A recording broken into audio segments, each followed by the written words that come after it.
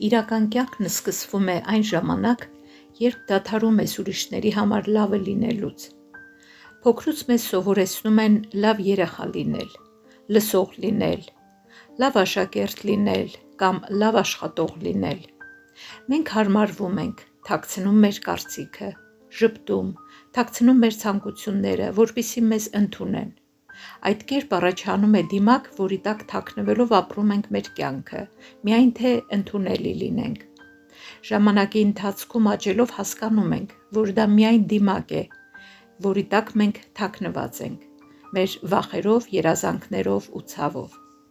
Ու քանի դեռ մենք կրում ենք այդ դիմակը, մենք չենք ապրում իրական կյանքով։ Լինել լավը կամ հարմար բոլորի համար նշանակում է դավաճանել ինքդ քեզ, նշանակում է համաձայնվել, երբ իրականում ուզում ես մերժել, լռել, երբ ուզում ես գոռալ, ցույց տալ, որ ամեն ինչ լավ է, երբ ներսումը դատարկություն է։ Ըստ Կարլ Յունգի,